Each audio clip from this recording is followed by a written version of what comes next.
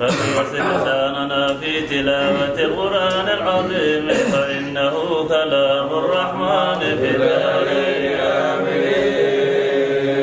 أعوذ بالله السميع العليم من الشيطان الرجيم. ومثل كلمة خبيثة كشجرة خبيثة اجتثت من فوق الأرض يثبت الله الذين آمنوا بالقول الثابت في الحياة الدنيا وفي الآخرة ويذل الله الظالمين ويفعل الله ما يشاء. ألم تر إلى الذين بدلوا نعمة الله كفرا وأحلوا دار البوار يصلونها بسواء كانوا لله أندادا ليضلوا عن سبيله مصيركم إلى النار. الذين آمنوا ويقيموا الصلاة وينفقوا مما رزقناهم سرا وعلانية من قبل أن يأتي يوم لا بيع فيه ولا خلاف. الله الذي خلق السماوات والأرض وأنزل من السماء ماء فأخرج به من الثمرات رزقا لكم وسخر لكم الفلك لتجري في البحر بأمره وسخر لكم الشمس والقمر دائبين وسخر لكم الليل والنهار من كل ما سألتموه وإن تعدوا نعمة الله لا تحصوها إن الإنسان لظلوم كفار. رب اجعل هذا البلد آمنا واجنبني وذريتنا رب إنهن أضللن كثيرا من الناس وما تبعني فإنه مني ومن عصاني فإنك غفور رحيم. ربنا إني أسكنت من ذريتي بواد غير ذي زرع عند بيتك المحرم ربنا ليقيموا الصلاة واجعل أفئدة من الناس تهوي إليهم وارزقهم من الثمرات لعلهم يشكرون. ربنا إنك تعلم ما نخفي وما نعلن وما يخفى على الله من شيء في الأرض وما في السماء. الحمد لله الذي وهب لي على الكبر إسماعيل وإسحاق إن ربي لسميع الدعاء. رب اجعلني مقيم الصلاة ومن ذريتي ربنا وتقبل دعاء. ربنا اغفر لي ولوالدي وللمؤمنين يوم يقوم الحساب. لا تحسبن الله غافلا عما يعمل الظالمون إنما يؤخرهم ليوم تشخص فيه الأبصار. مقنعي رؤوسهم لا يرتد إليهم طرفهم وأفئدة هواء وأنذر الناس يوم يأتيهم العذاب. ويقول الذين ظلموا ربنا أخرنا إلى أجل قريب نجب دعوتك ونتبع الرسل ولم تكونوا أخذتم من قبل ما لكم من زوال. وسكنتم في مساكن الذين ظلموا أنفسهم وتبين لكم كيف فعلنا بهم وضربنا لكم الأمثال. مكروا مكرا وعند الله مكرهم إن كان مكرهم لتزول من الجبال. تحسبن الله مخلف وعده رسله إنما عزيز انتقام. تبدل الأرض غير هذه والسماوات وبرزوا لله واحد القهار. وترى المجرمين يومئذ مغرقين في الأذهان سرابيلهم من قطران وتغشى وجوههم النار ليجزي الله كل نفس ما كسبت إن الله سريع الحساب. هذا بلاغ للناس ولينذروا به وليعلموا أنما هو إله واحد وليذكر أولو الألباب. بسم الله الرحمن الرحيم. الرحيم ألف لام ر تلك آيات كتاب وقرآن مبين ربما يود الذين كفروا لو كانوا مسلمين هم يكفروا ويتمتعوا ويلههم الأمل وسوف يعلمون وما أهلكنا من قرية إلا ولها كتاب معلوم ما تسبق من أمة أجلها وما يستغفرون وقالوا يا أيها الذي نزل عليه الذكر إنك لمجنون أو ما تأتينا بالملائكة إن كنت من الصادقين إلا بالحق ما كانوا يزعمون إنا نحن نزلنا الذكر وإنا له لحافظون وقد أرسلنا من قبلك في شيع الأولين وما يأتيهم من رسول إلا كانوا به يستهزئون كذلك نسلكه في قلوب المجرمين فلا يؤمنون به على سنة الأولين ولو فتحنا عليهم بابا من السماء فظلوا به يرجون فقالوا إنما سكرت أبصارنا بل نحن قوم مسحورون وقد جعلنا في السماء بروجا وزيناها للناظرين من كل شيطان رجيم إلا من استرق السماء فأتبعه شهاب مبين والأرض مددناها وألقينا فيها رواسي وأنبتنا من كل شيء موزون وجعلنا لكم فيها معايش ومن لستم له برازقين من شيء إلا عندنا خزائن وما ننزله إلا بقدر معلوم وأرسل الرياح لواقح فأنزلنا من السماء فأسقيناكم وما أنتم له بخازنين وإنا لنحن نحيي ونميت ونحن الوارثون ولقد علمنا المستقدمين منكم ولقد علمنا المستأخرين وإن ربك هو يشكر إنا حكيم عليم ولقد خلقنا الإنسان من صلصال من حمأ مسنون والجنة خلقناه من قبل من نار سموم وإذ قال ربك للملائكة إني خالق بشرا من صلصال من حمأ مسنون وإذا سويته ونفخت فيه من روحي فقعوا له ساجدين الملائكة كلهم أجمعون إلا إبليس أبى أن يكون مع الساجدين يا إبليس ما لك ألا تكون مع الساجدين قال لم أكن لأسجد لبشر خلقته من صلصال من حمأ مسنون فخذ منها فإنك رجيم وإن عليك اللعنة إلى يوم الدين قال رب فاغفرني يوم يبعثون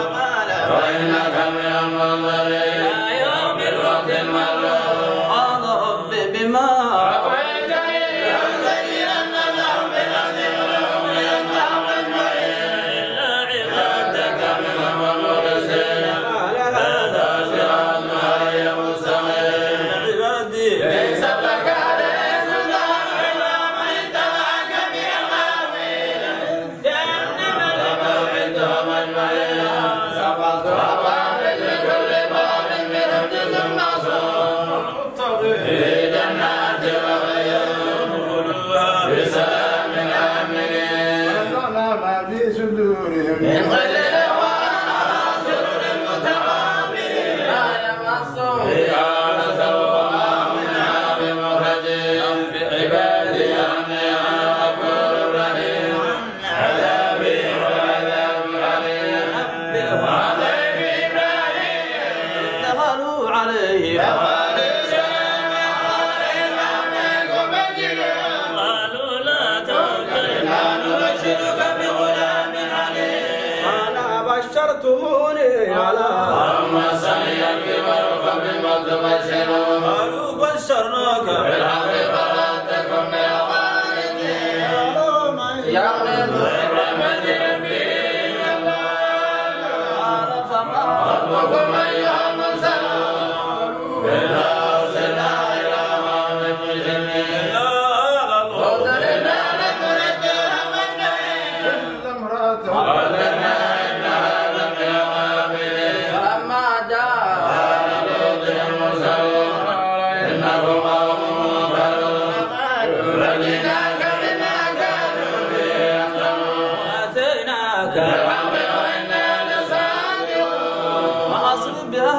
بقدع من الليل واتبع الليل ولا يلتفتكم أحد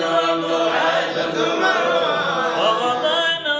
إليه ذلك الأمر أن دابر هؤلاء مقدور مسلمين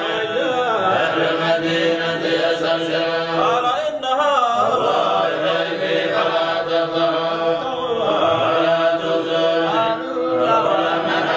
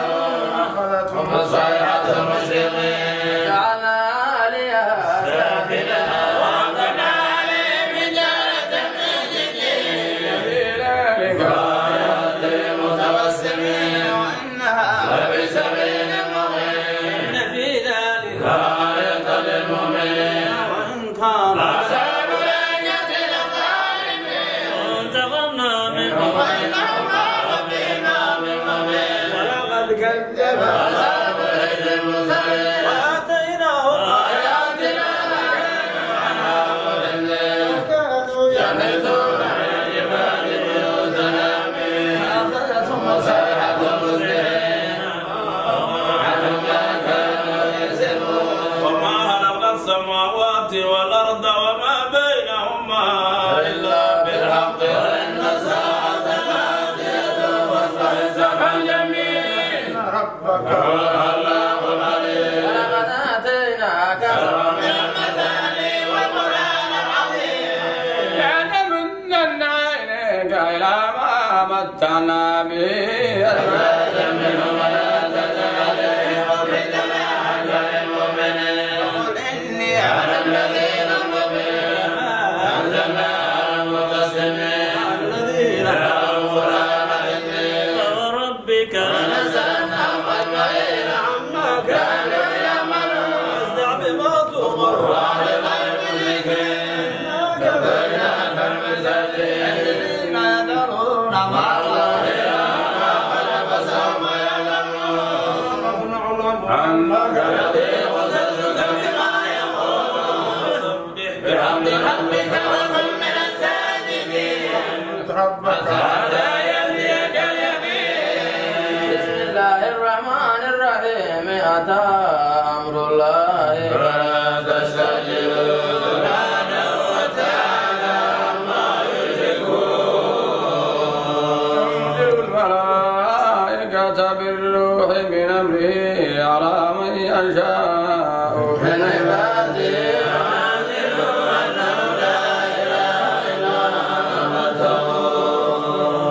خلق السماوات والأرض خلق الإنسان من نطفة إذا هو خصيم مبين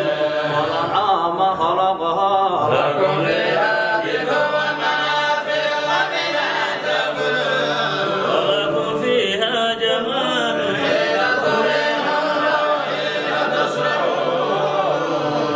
وتحملوا أثقالكم إلى بلد لم تكونوا بالغيه إلا بشق الأنفس إن ربكم لرؤوف رحيم والخيل والبغال والحمير لتركبوها وزينة ويخلق ما لا تعلمون والله يستحيي من أجل ولو شاء لأتاكم أجمعين والذي أنزل من السماء ماء لكم لتشربوا من شجر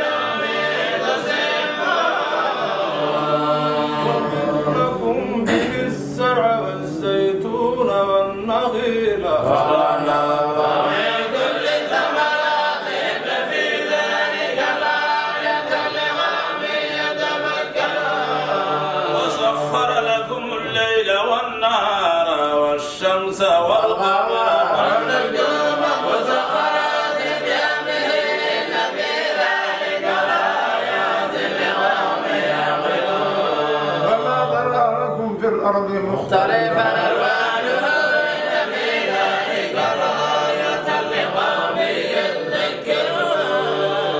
هو الذي سخر البحر لتأكلوا منه لحما طريا وتستخرجوا منه حلية تلبسونها وتركوا النواظر فيه ولتبتغوا من فضله لعلكم تشكرون. في الأرض رواسي أن تميدوا ونهارا وسبلا لعلكم تهتدون ومن لم يهتدون أفمن يخلق كمن لا يخلق أفلا تذكرون. ولن تعدوا نعمة الله لا تحصوها إن الله لغفور رحيم. والله يعلم ما تسرون وما تعلنون. والذين تدعون من دون الله لا يخلقون شيئا وهم يخلقون. أموات غير أحياء وما يشعرون أيان يبعثون. إلهكم إله واحد فالذين آمنوا لا يؤمنون بالآخرة وهم منكرون وهم مستكبرون. لا جرم أن الله يعلم ما يسرون وما يعلنون إنه لا يحب المستكبرين. وإذا قيل لهم ماذا أنزل ربكم قالوا أساطير الأولين. ليحملوا أوزارهم كاملة يوم القيامة ومن أوزار الذين يضلونهم بغير علم ألا ساء ما يزرون. قد مكر الذين من قبلهم فأتى الله بنيانهم من القواعد وقر عليهم السقف فهم وأتاهم العذاب من حيث لا يشعرون. ثم يوم القيامة يخزيهم ويقول أين شركائي الذين كنتم تشاقون فيهم قال الذين أوتوا العلم إن الخزي اليوم مسوء على الكافرين. تتوفاهم الملائكة من أنفسهم وقوا السلام ما كنا نعمل من سوء بلى إن الظالمين بما كنتم تعملون. فادخلوا أبواب جهنم خالدين فيها ولبئس مثوى المتكبرين. وقيل للذين اتقوا ماذا أنزل ربكم قالوا خيرا للذين أحسنوا في هذه الدنيا حسنة ودار الآخرة خير ولنعمة المتقين. جنات عدن يدخلونها من تحتها الأنهار فيها ما يشاءون كذلك يجزي الله المتقين. الذين تتوفاهم الملائكة طيبين يقولون سلام عليكم ادخلوا الجنة بما كنتم تعملون. هل ينظرون إلا أن تأتيهم الملائكة أو يأتي أمر ربك ذلك على الذين من قبلهم وما ظلمهم الله ولكن كانوا أنفسهم يظلمون. أصابهم سيئات ما عملوا وحاق بهم ما كانوا به يستهزئون. وقال الذين أشركوا لو شاء الله ما عبدنا من دونه من شيء نحن ولا آباؤنا ولا حرمنا من دون من شاء كذلك فعل الذين من قبلهم فعلى الرسل إلا البلاغ المبين. ولقد بعثنا في كل أمة رسولا أن اعبدوا الله واجتنبوا الطاغوت فمنهم من هدى الله ومنهم من حق عليه الضلالة فسيروا في الأرض فانظروا كيف كان عاقبة المكذبين. ترسله الدهر وإن الله لا يهدى من يضل وما لهم من ناصرين. وأقسموا بالله جهد أيمانهم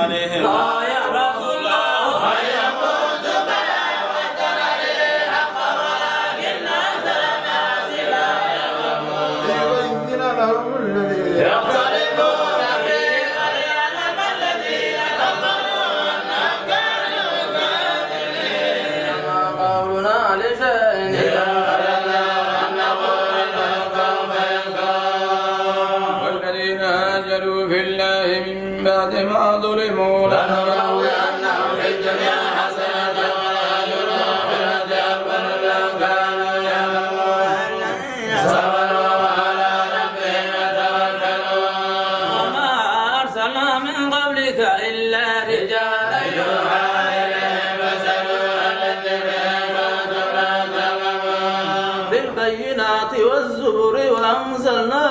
إليك الذكر لتبين للناس ما نزل إليهم ولعلهم يتفكرون أفمن الذين مكروا السيئات أن يخسف الله بهم الأبصار يأتيهم العذاب من حيث لا يشعرون في تقلبهم وما هم بمعجزين أو يأخذهم عادهم فإن ربكم لرؤوف رحيم ألم يروا إلى ما خلق الله لهم شيئا تتفيأ عن اليمين والشمائل سجدا لله وهم داخلون ولله يسجد ما في السماوات وما في الأرض من دابة والملائكة وما يستكبرون ربهم من فوقهم وينبغون ما يؤمرون وقال الله لا تتخذوا إلهين اثنين إنما هو إله واحد فإياي فارهبون ما في السماوات والأرض والأرضين واسعة إلى الله تتقون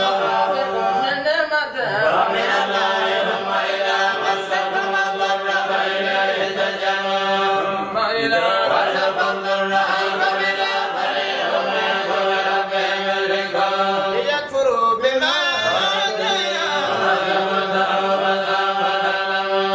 ويجعلون لما لا يعلمون نصيبا مما رزقناهم تالله لنسألن عما كانوا يفترون يجعلون لله بنات سبحانه ولهم ما يشتهون وإذا بشر أحدهم بالأنثى ظل وجهه مسودا وهو كظيم يتوارى من القوم من سوء ما بشر به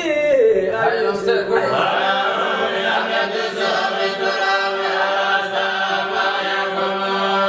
الذين لا يؤمنون بالآخرة مثل سوء لله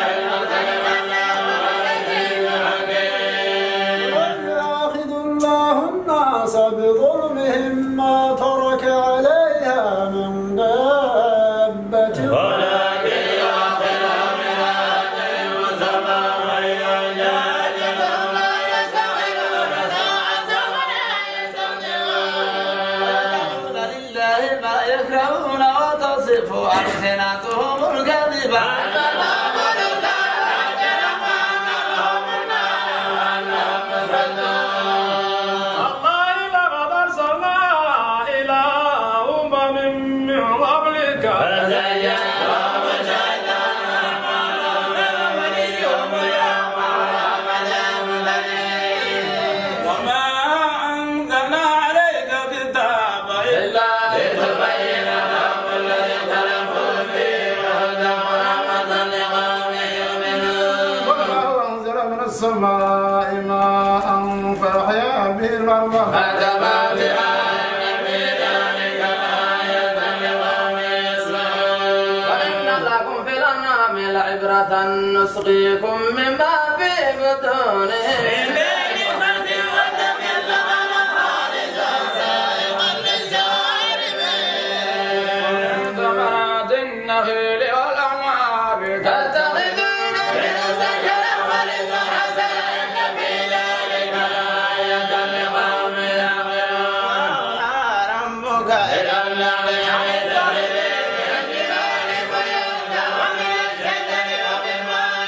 يعقلون ثم كلي من كل الثمرات فاسلكي سبل ربك ذللا يخرج من بطونها شراب مختلف ألوانه فيه شفاء للناس إن في ذلك لآية لقوم يتفكرون الله خلقكم ثم يتوفاكم ومنكم من يرد إلى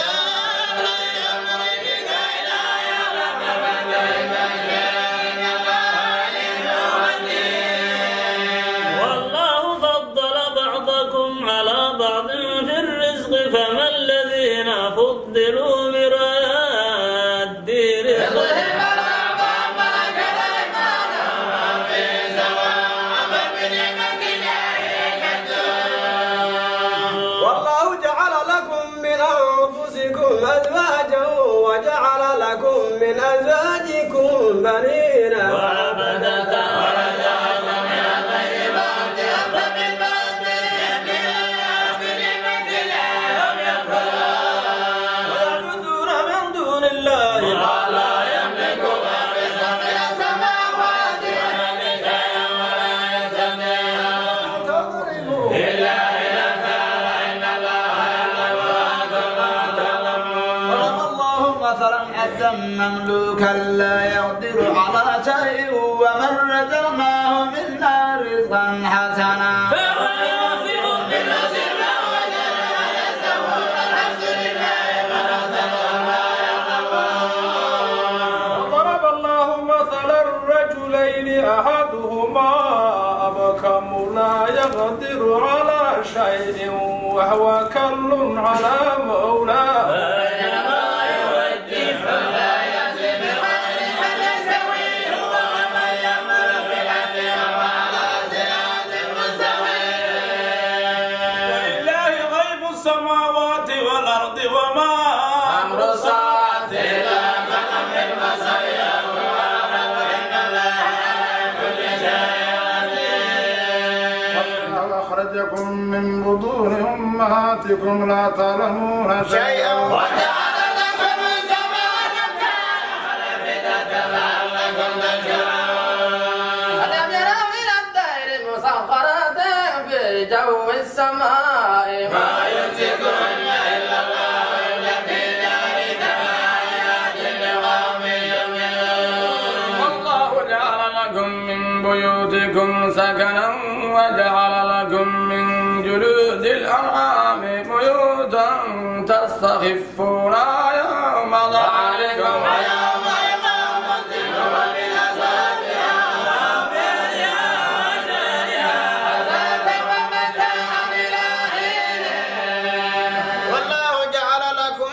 مما خلق ظلالا وجعل لكم من الجبال أكنانا وجعل لكم سرابيل تقيكم الحر وسرابيل تقيكم بأسكم كذلك يتم نعمته عليكم لعلكم تسلمون. فإن تولوا فإنما عليك البلاغ المبين. يعرفون نعمة الله ثم ينكرونها ويوم نبعث من كل أمة شهيدا ثم لا يؤذن بالذين كفروا ولا هم يسلمون. وإذا رأى الذين ظلموا العذاب فلا يخفف عنهم ولا هم ينظرون. وإذا رأى الذين أشركوا شركاءهم قالوا ربنا هؤلاء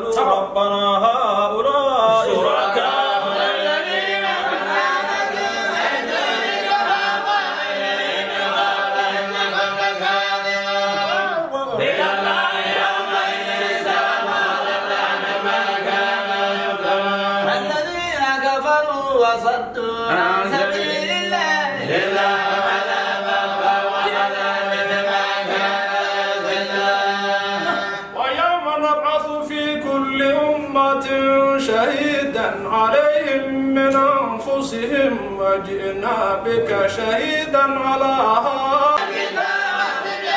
لكل شيء وهدى ورحمة وبشرى للمسلمين. إن الله يأمر بالعدل والإحسان وإيتاء ذي القربى وينهى عن الفحشاء والمنكر والبغي يعظكم لعلكم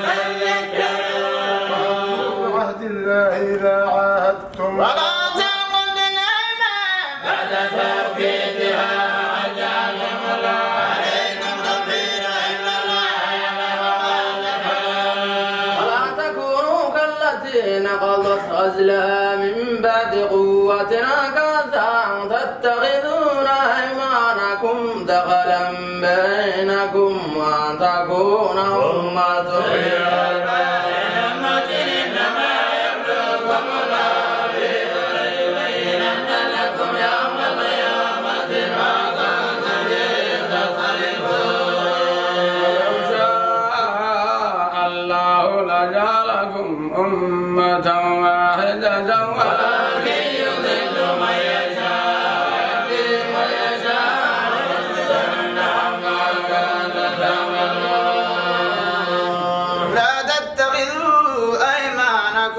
دخلا بينكم فتزل قدم بعد ثبوتها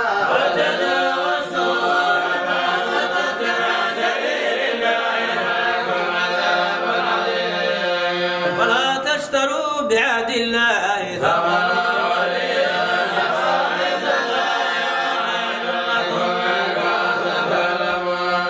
ما عندكم ينفد وما عند الله باق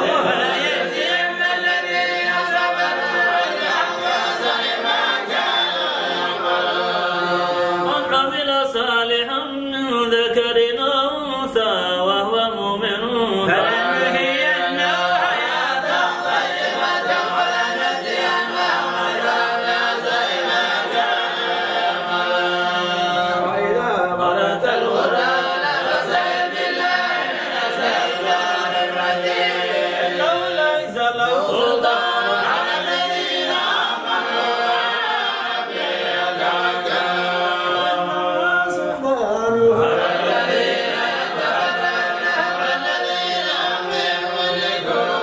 وإذا بدلنا آية مكان آية والله أعلم بما ينزل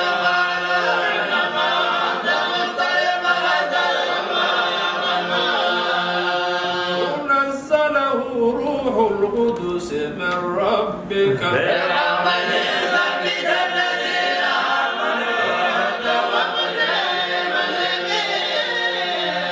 ولقد نعلم أنهم يقولون إنما يعلمه بشر لسان الذين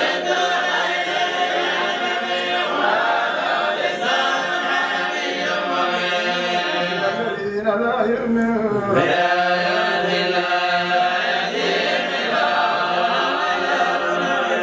إنما يفتري الكذب الذين لا يؤمنون أولئك هم الكاذبون من كفر بالله من بعد إيمانه إلا من أكره وقلبه مطمئن بالإيمان لكن من شرح بالكفر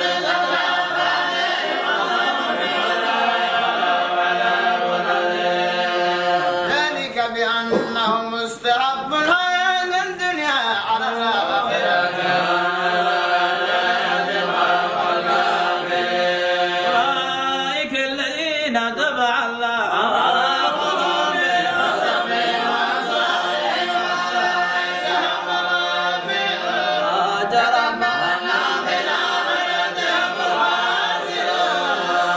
ثم إن ربك للذين هاجروا من بعد ما فتنوا ثم جاهدوا وصبروا إن ربك من بعدها لغفور رحيم يوم تأتي كل نفس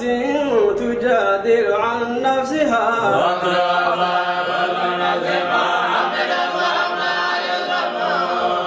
وضرب الله مثلا قرية كانت آمنة مطمئنة يأتيها رزقها رغدا من كل مكان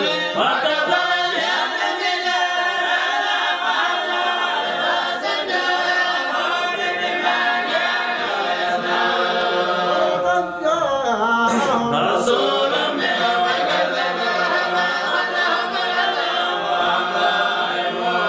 فكلوا مما رزقكم الله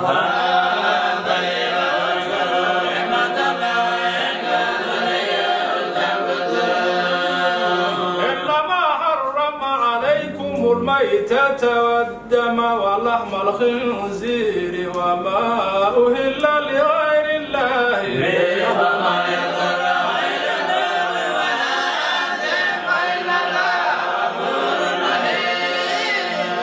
ولا تقولوا لما تصف ألسنتكم الكذب هذا حلال وهذا حرام لتفتروا على الله الكذب إن الذين يفترون على الله الكذب لا يفلحون وبيل وعلى الذين هادوا حرمنا ما مسسنا عليك من قبل ما ظلمنا ولكن كانوا أنفسهم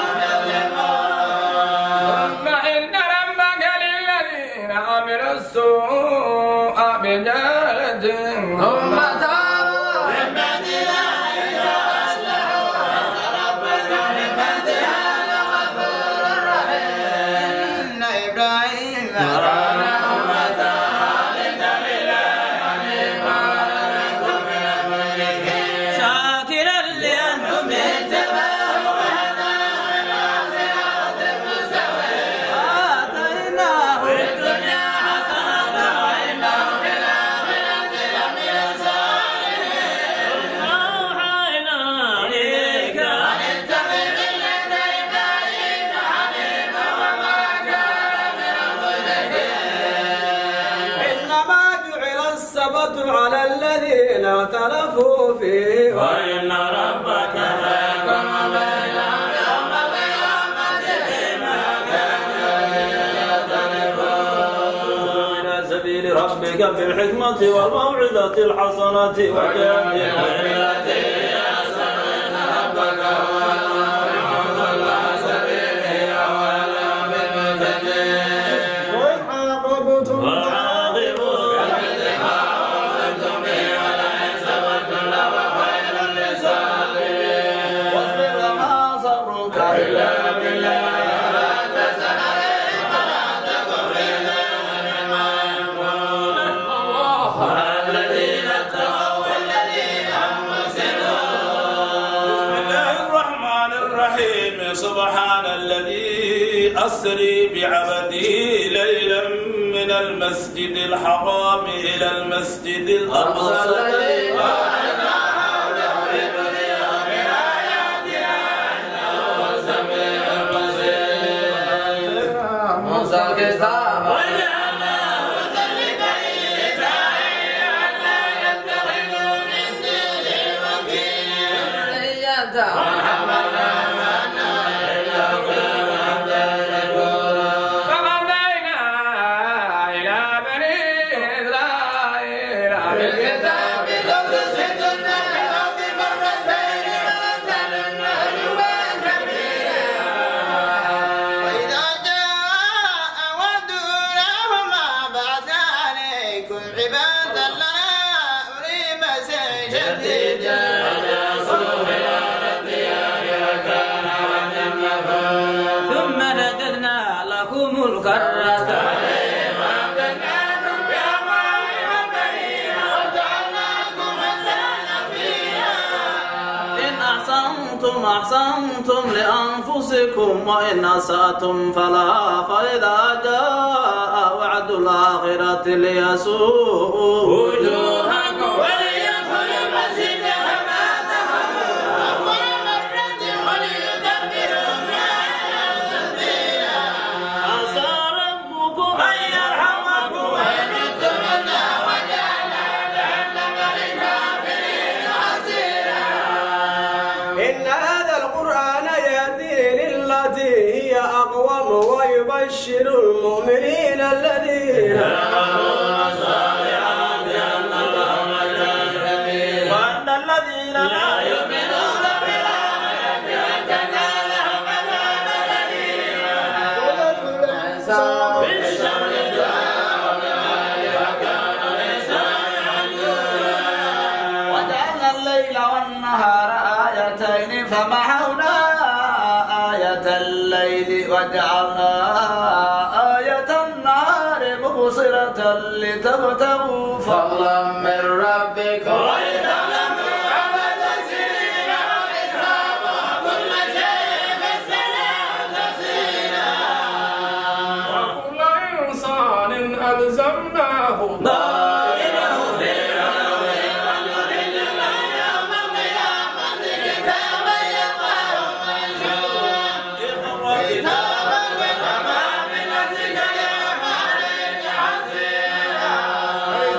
فإنما يهتدي لنفسه ومن ضل فإنما يضل عليها ولا تزر وازرة وزر أخرى وما كنا معذبين حتى نبعث رسولا وإذا أردنا أن نهلك قرية أمرنا مترفيها ففسقوا فيها فحق عليها القول فدمرناها تدميرا وكما لنا من غرور من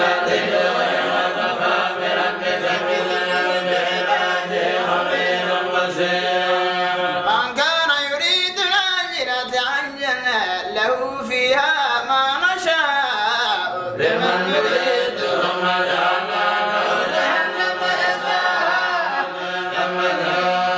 ومن أراد الآخرة وسعى لها سعيها وهو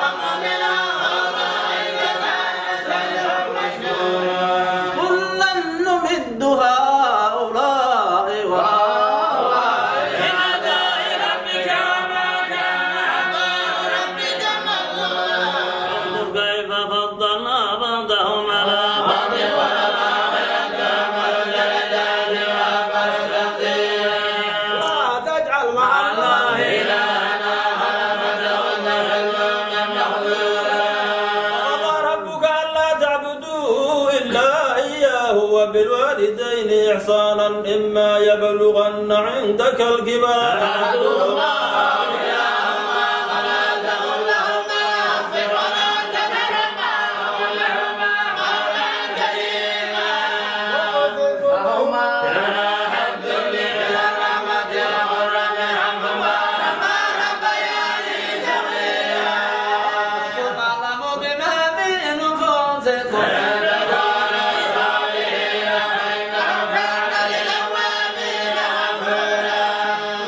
آت ذا القربى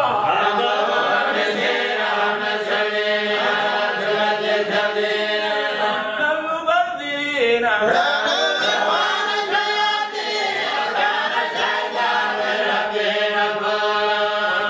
تعرضن عنهم ابتغاء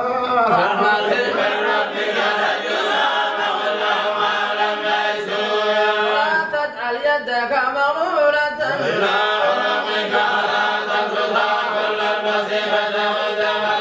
إن ربك يبسط الرزق لمن يشاء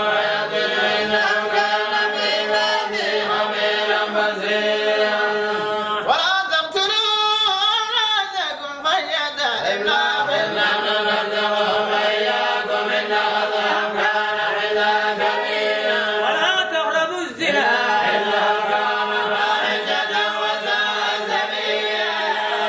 ولا تقتلوا النفس التي حرم الله إلا بالحق ومن قتل مظلوما فقد جعلنا لوليه سلطانا ولا يشرك بالعدل إنه كان منصورا ولا تقربوا مال اليتيم إلا بالتي هي أحسن حتى يبلغ أشده ويوفى بالعدل إن العدل كان مسؤولا وأوفوا الكيل إذا كلتم وزنوا بالقسطاس المستقيم ذلك خير وأحسن تأويلا ولا تقف ما ليس لك به علم إن السمع والبصر والفؤاد كل أولئك كان مسؤولا في الأرض مرحا إنك لن تخلق الأرض وأن تبلغ الجبال طولا ذلك كان سيئة عند ربك مكروها ما أوحى إليك ربك من الحكمة ولا تجعل مع الله إلها خلقت ما في جهنم عذابا مكروها وصاكم ربكم بالبنين واتخذ الملائكة إناثا إنكم لتقولون قولا عظيما صرفنا فيها القرآن يذكر وما يزيدهم إلا نفورا لو كان معه آلهة كما تقولون إذا لابتغوا من أجل العزيز سبيلا وتعالى عما يقولون علوا كبيرا يسبح له السماوات السبع والأرض ومن فيهن وإن من شيء إلا يسبح بحمده ولكن لا تفقهون تسبيحه إنه كان حليما غفورا وإذا قرأت القرآن جعل بينك وبين الذين لا يؤمنون بالآخرة حجابا مستورا وجعلنا على قلوبهم أكنة أن يفقهوه وفي آذانهم وقرا وإذا ذكرت ربك في القرآن وتولى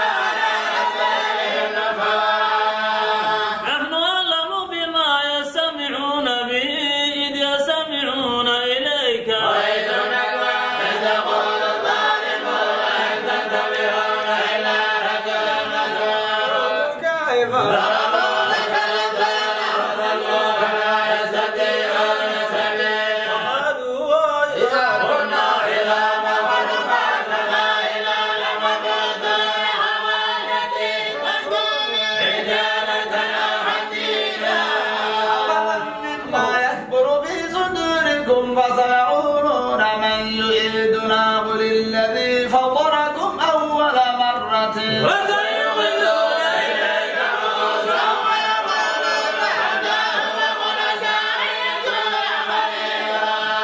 يوم يدعوكم وتستجيبون بحمدي وتظنون إن لبثتم إلا قليلا.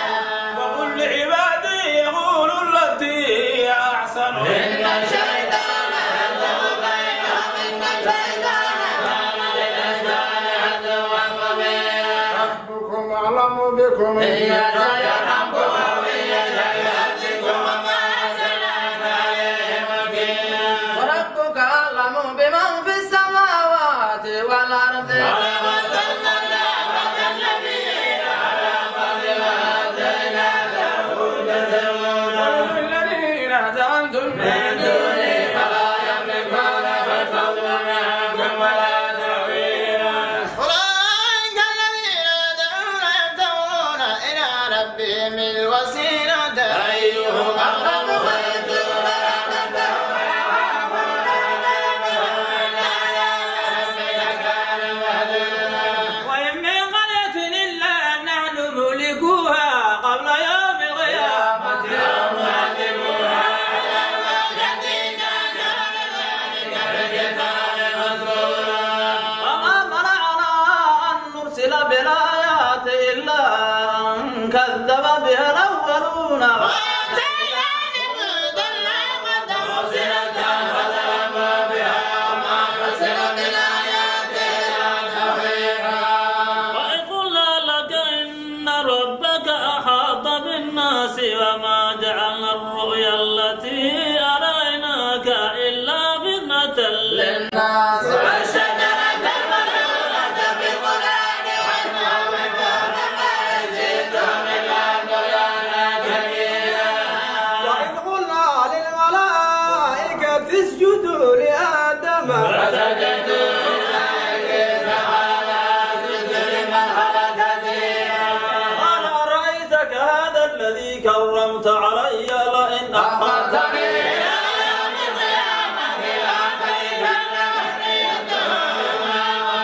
وحيدهما فمن تبعك منهم فإن جهنم جزاؤكم جزاء موفورا. واستفزز من استطعت منهم بصوتك وأجلب عليهم بخيلك ورجلك وشاركهم في الأموال والأولاد وعدهم وما يعدهم الشيطان إلا غرورا.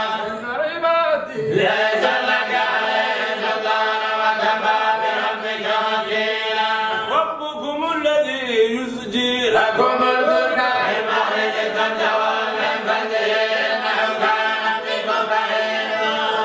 مسكم الضر في البحر ضل من تدعون إلا إياه فلما نجاكم من البر أعرضتم وكان الإنسان كفورا. أمنتم أن نخسف بكم جانب البر ونرسل عليكم حاسبا ثم لا تجدوا لكم وكيلا. أمنتم أن نعيدكم فيه تارة أخرى فنرسل عليكم قاصفا من الريح ونغرقكم بما كفرتم ثم لا تجدوا لكم علينا به سبيلا.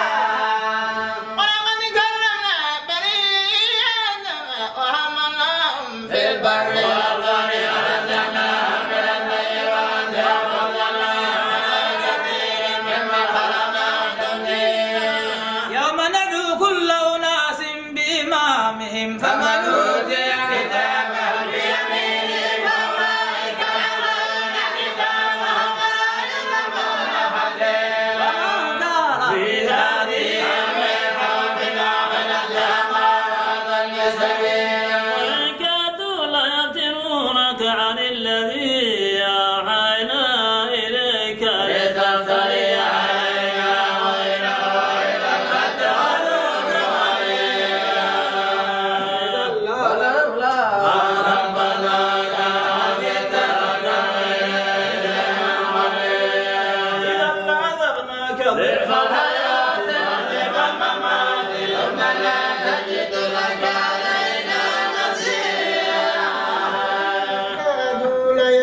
يستفزونك من الأرض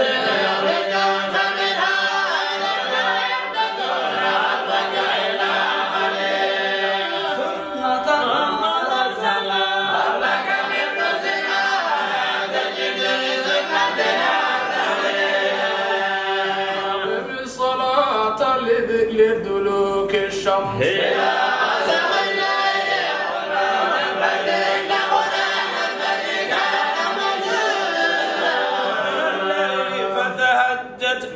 فتهجد به نافلة لك عسى أن يبعثك ربك مقاما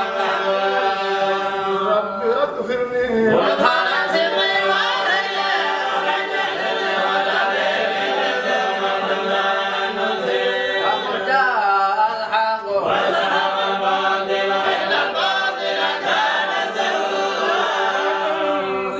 القرآن ما هو شفاء ورحمة للمؤمنين ويزيد الظالمين إلا خسارا وإذا أنعمنا على الإنسان أعرض بجانبه وإذا مسه الشر كان يئوسا والكل يعمل على شاكلته ربكم أعلم يمن على سبيلا يسألونك عن الروح قل الروح من أمر ربي وما أوتيت من العلم ولئن شئنا لنذهبن بالذي أوحينا إليك ثم لا تجد لك به علينا وكيلا رحمة من ربك إن فضله كان عليك كبيرا اجتمعت الأنس والجن على أن يأتوا بمثل هذا القرآن يأتون بمثله ولو كان بعضهم لبعض ولقد صرفنا للناس في هذا القرآن يكلم غيرا فأكثر الناس كفار وقالوا لن نؤمن لك حتى تفجر لنا من الأرض تكون لك جنة من نخيل وعنب وتفجر أو تسقط السماء كما زعمت علينا كسفا أو تنزل بالليل والملائكة قليلا يكون لك بيت من زخرف أو ترقى في السماء ولن نؤمن لرقيك حتى تنزل علينا كتابا نقرأه سبحان ربي هل كنت إلا بشرا رسولا وما ظن الناس أن يؤمنوا إذ جاءهم الهدى إلا قالوا أبعثنا بشرا رسولا قل لو كان في الأرض ملائكة يمشون والله إني أنزل عليهم من السماء ملكا رسولا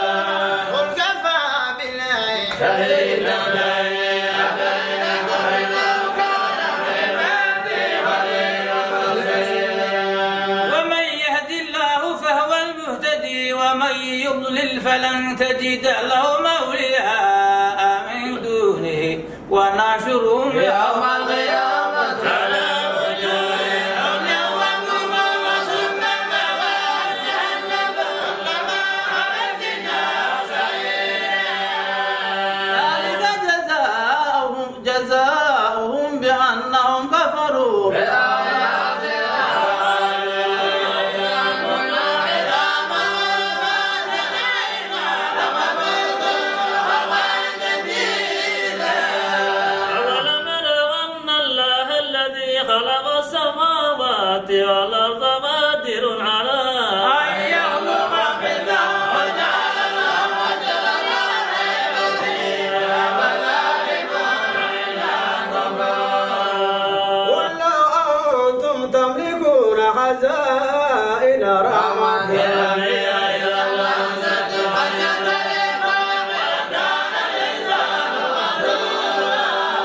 ولقد آتينا موسى 9 آيات بينات فسل بني إسرائيل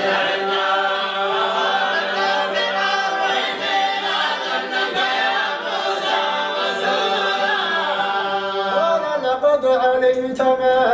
أنزل هؤلاء إلا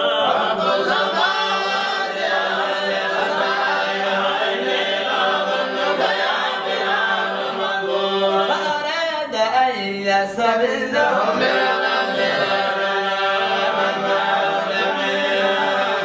وقلنا من بعده لبني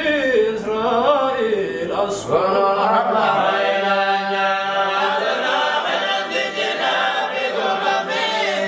وبالحق أنزلنا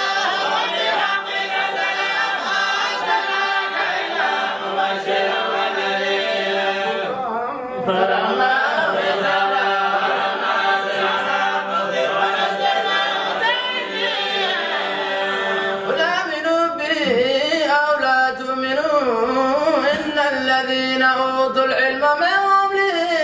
إذا يتلى عليهم يخرون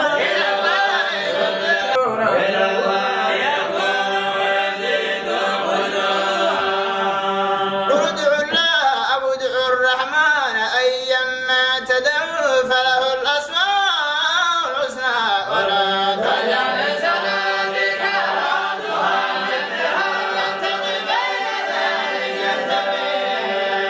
فقل الحمد لله الذي لم يتخذ ولدا ولم يكن له شريك في الملك ولم يكن له وكبره تكبيرا. بسم الله الرحمن الرحيم الحمد لله الذي أنزل على عبده الكتاب ولم يجعل له عوجا قيما لينذر بأسا شديدا من لدنه ويبشر المؤمنين الذين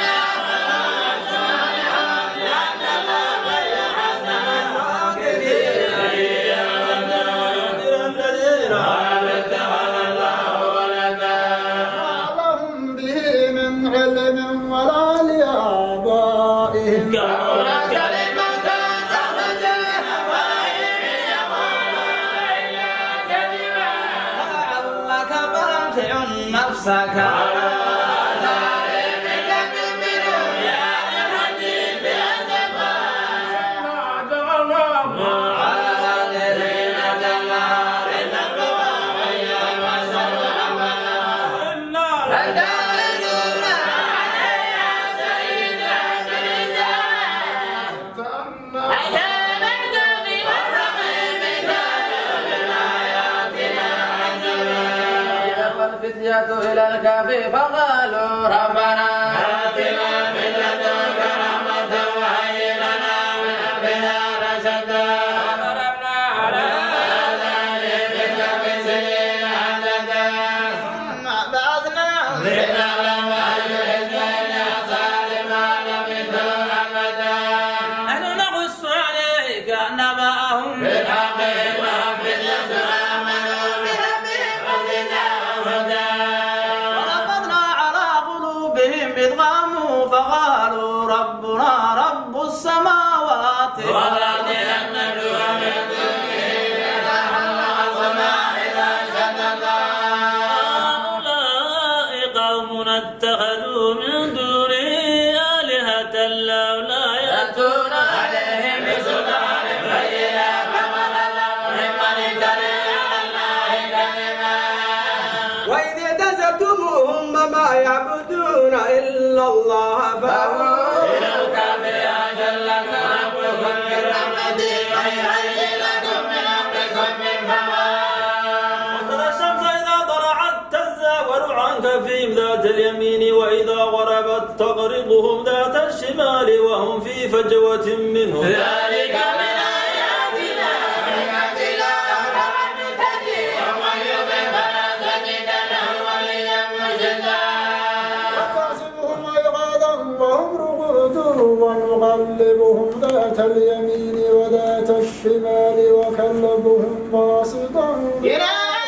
بالرشد وإن توت عليهم فوليت من فرارا ولم يرد من رفاه هم ليتساءلوا بينهم قال قائل منهم كم لبثتم قالوا لبثنا يوما أو بعض يوم قالوا ربكم أعلم بما لبثتم فابعثوا أحدكم بورقكم هذه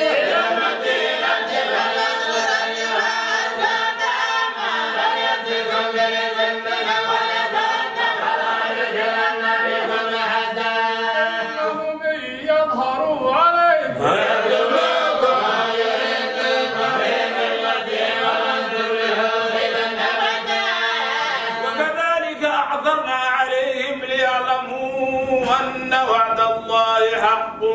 وأن الساعة لا ريب فيها إذ يتنازعون بينهم أمرهم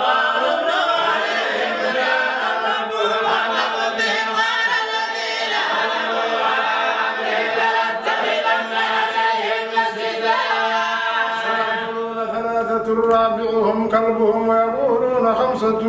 سادسهم كلبهم رجما بالغيب ويقولون سبعة وثامنهم كلبهم قل ربي أعلم بعدتهم ما يعلمون إلا قليلا وما يدريهم إلا بلاء ظاهرا ولا تستفتهم منهم أحدا ولا تقولن لشيء إني فاعل ذلك غدا ربك إلى نسيت وقلت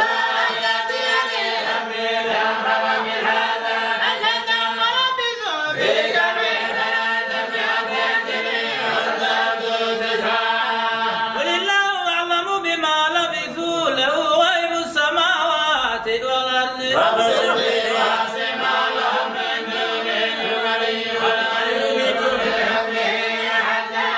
واتل ما أوحي إليك من كتاب ربك لا مبدل لكلماته ولن من دونه ملتحدا واصبر نفسك مع الذين يدعون ربهم بالغداة والعشي يريدون وجهه ولا تعد عيناك عنهم تريد زينة الحياة الدنيا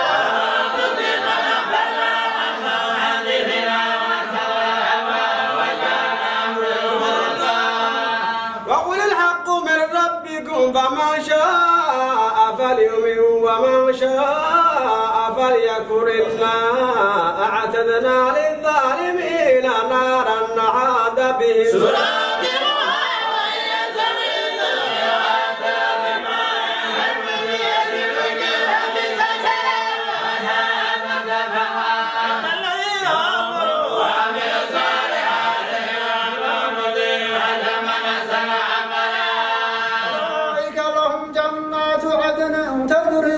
تأتيهم الأنهار يحلون فيها من أساور من ذهب ويلبسون ثيابا خضرا من سندس واستبرق متكئين فيها على الأرائك واضرب لهم مثل الرجلين جعلنا لأحدهما جنتين من أعناب وحفظناهما بنخل وجعلنا بينهما الجنتين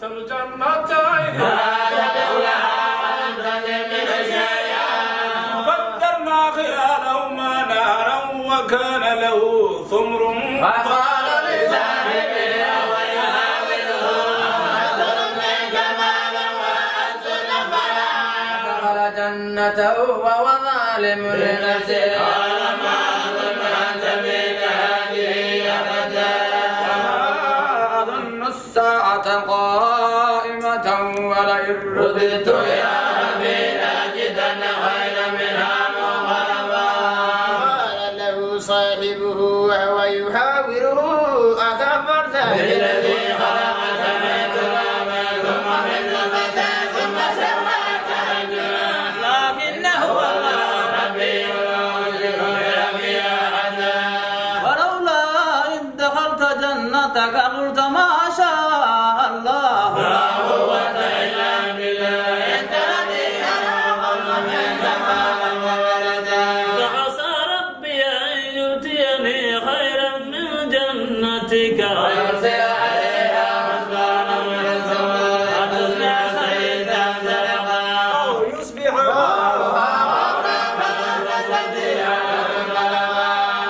وعيد بثمره فأصبح يغلب كفيه على ما أنفق فيها وهي خاوية على عروشها ويقول يا ليتني لم أدرك بها حدا ولم تكن له فئة ينصرونها من دون الله وما كان منتصرا وذلك الولاية لله الحق وخير ثوابا وخير عقبا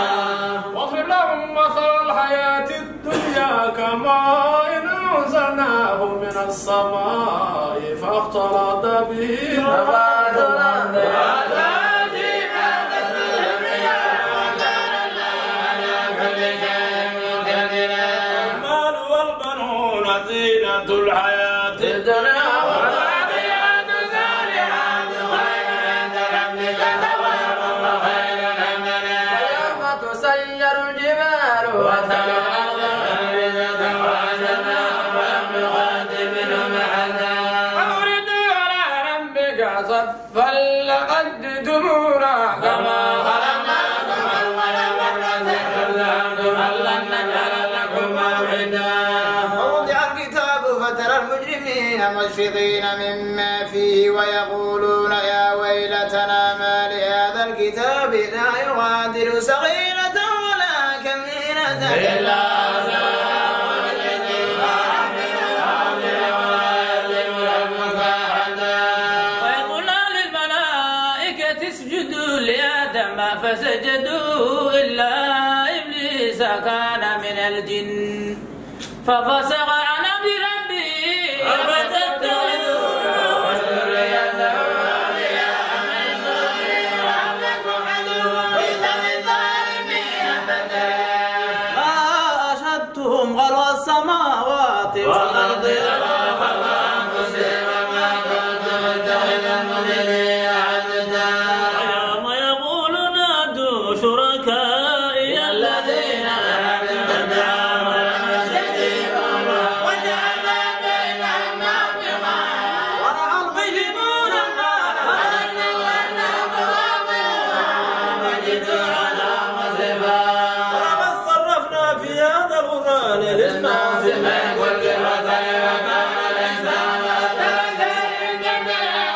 وأمر الناس أن يؤمنوا إذ جاءهم الهدى ويستغفروا ربا إلا أن تأتيهم سنة الأولين أو يأتيهم العذاب غبارا وما نرسل المرسلين إلا مبشرين ومنذرين ويجادل الذين كفروا بالباطل ليضلوا بهم واتخذوا آياتهم هزوا ومن أظلم ممن ذكر بآيات ربه فأعرض عنها ونسي ما قدمت يداه إنا جعلنا على قلوبهم أكنة أن يفقهوه وفي آذانهم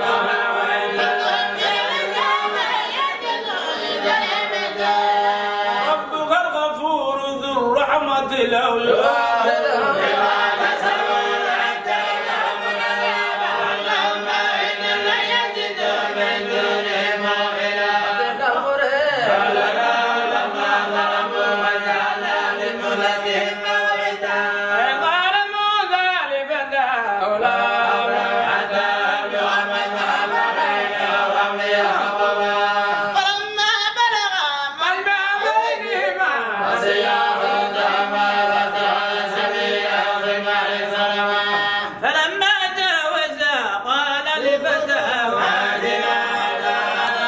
أضحينا من سفرنا هذا نسبا قال أرأيت إذا وإنا إلى الصخرة فإني نسيت الحوت وما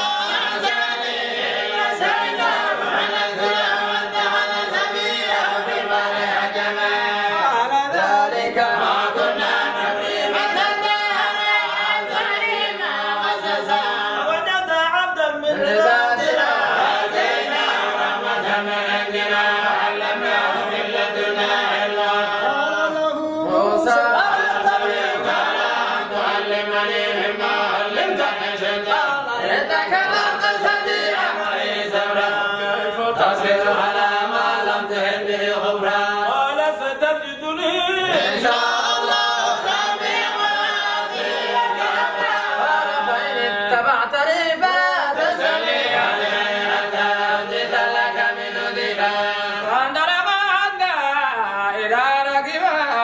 للسفينة خلقها قال أخرجها للنور وأهلها وجئت شرفا ألم أقل إنك لن تستطيع معي صبرا قال لا تؤاخذني بما نسيت ولا تجعلني من أمري عسرا فانطلق حتى إذا لقيا غلاما فقتله قال أخذت نفسا جارية بغير نفس وجئت شيئا نكرا قال ألم أقل لك إنك لن تستطيع معي صبرا قال إن سألتك عن شيء بعدها فلا تصاحبني حتى تملكني حتى إذا أتيا أهل قرية استطعما أهلها فأبوا أن يضيفوهما ووجدا فيها جدارا يريد أن ينقض فأقامه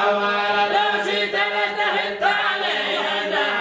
هذا فراق بيني وبينك فأنبئك بتأويل ما لم تستطع عليه صبرا أما السفينة فكانت لمساكين يعملون في البحر فأردت أن أعيبها وكان أردت يأخذ كل سفينة غصبا وأما الغلام فكان أبواه من أجل وكفرا أردنا أن يبدلهما ربهما خيرا منه زكاة وأقرب رحما وأما الجدار فكان لغلامين يتيمين في المدينة وكان تحته كنز لهما وكان أبوهما صالحا فأراد ربك أن يبلغا أشدهما ويستخرجا كنزهما رحمة من ربك وما فاتنا في ذلك تأويل ما لم تستطع عليه صبرا ويسألونك عن ذي القرنين وسأل عليكم من الذكر إنا مكنا له ربنا وآتيناه من كل شيء سببا واتبع سببا حتى إذا بلغ مغرب الشمس وجدها تغرب في حبلة ووجد عندها يا ذا القرنين إما أن تؤدب وإما أن تتبع فيهم أما من ظلم فسوف نعلمه ثم يرد إلى ربه وأما من آمن وعمل صالحا فلوجداه منا وتنقل من أمرنا واتبع سببا حتى إذا بلغ مطلع الشمس وجدها تزورا قابلا تجلى من دنيا كذلك فقطعنا ببلده خبرا واتبع سببا حتى إذا بلغ بين السدين وجد من دونهما قوما لا يكادون مولى قالوا يا ذا القرنين إن ياجوج وماجوج مفسدون في الأرض أعلن لك وجعل بيننا وبين سدا قال ما مكني فيه ربي خيرا وأعينوني بقوة أجعل بينكم وبين عمل آتوني زبر الحديد حتى إذا ساوى بين السدفين قال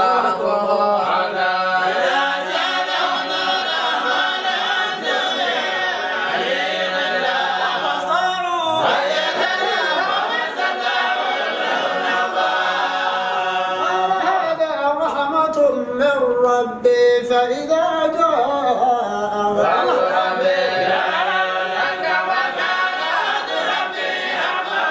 وتركنا بعضهم يومئذ يموت في البرد ونبر بالسور وجمعناهم جمعا جهنم يومئذ للكافرين عرضا الذين كانت أعينهم في غطاء الذين كانوا لا يستطيعون سمعا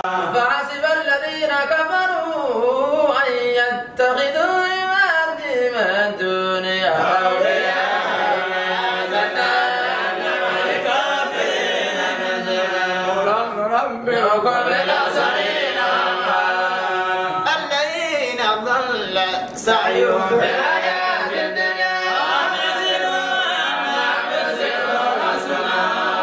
أولئك الذين كفروا بآيات ربهم